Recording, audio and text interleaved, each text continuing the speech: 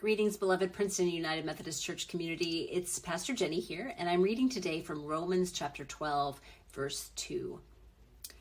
Do not be conformed to this world, but be transformed by the renewing of your minds, so that you may discern what is the will of God, what is good and acceptable and perfect.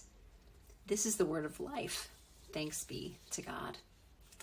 We're continuing in our season after Epiphany worship series called Rooted, and we are rooting ourselves in the practices and the invitations of Jesus, the presence of God in the midst of a world that is changing, has already changed really fast, in the midst of a church that has changed really fast, our own and the bigger denomination and churches in general, Christian churches in the United States and really around the world are changing in enormous ways these days. And it's a lot to keep up with, and we actually can't entirely keep up with that. So in the midst of that, all of that swirling, whirling stuff, we are trying to root ourselves in these things that we know can be moors, footholds, strongholds in the midst of it all. And so our practice this week is really around discernment. We are talking about letting go and what we hold on to, what we let go of, what we do, where we take action, and where we sit back and let things be or let things happen the way they do. This is not easy. This is not easy at all. And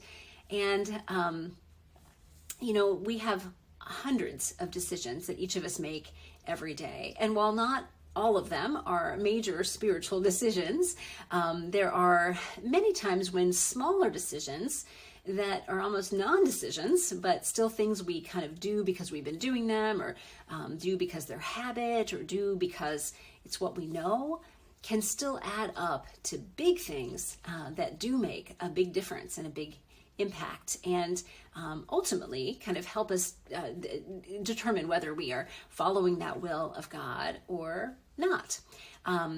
Now, I say that, and I also don't mean that it's a binary thing. I don't mean that there is a will of God and then everything else is not, or that there are two paths and one is God's and the other isn't.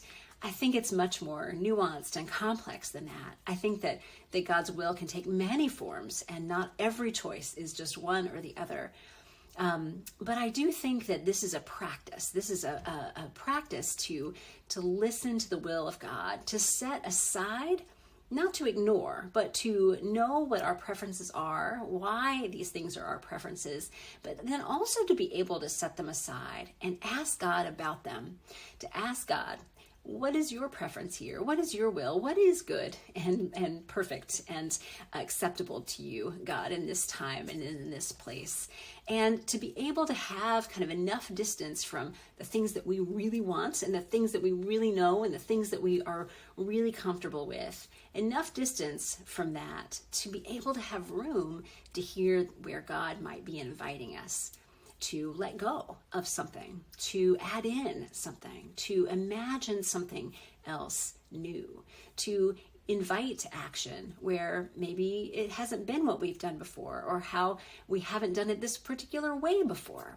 There are many ways that this practice of discernment is enormously helpful and, again, enormously challenging, from those relationships that we have, from the things that we decide to fill our day with versus not. So many pieces come into this.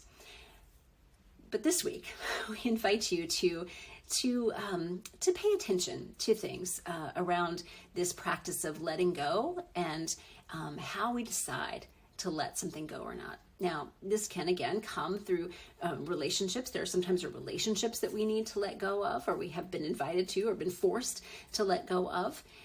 This can also happen around our attitudes, our habits, our actions, our big decisions, little decisions. But I invite you just to listen to some of these thoughts and invite the question for yourself around, how open am I to hearing God's will, to letting in the things that God is inviting me to let in? Are there places in my life that I am holding really tight and fast to things, to people, to ideas? Even in our faith development, there may be some ideas that we have had for a long time that aren't serving us anymore, are not as well anymore, and we are being invited to have a more expansive, more open, more vast faith that God is then able to work in us in new and different ways in. Again, this is a very big kind of idea, big topic that I'm talking about, and it can be looked at through so many different lenses. But whatever is rising up in you, bubbling up in you today, let that be the way that your mind and your heart and your spirit wander. Let it be the place where God and you are in conversation about how much we cling, how much we let go, how open we are to where God is leading us in these days, in these moments, in these weeks, particularly as our tendency is in the midst of lots of change. We tend to find these things that we can cling to. And the invitation here is to cling to God, to cling to these practices, to cling to these invitations of Jesus that can withstand a storm, can withstand great changes of the tectonic plates, can withstand many things, but continue to bring us to life, continue to move us into where God is leading us, and ultimately lead us into the kingdom of God.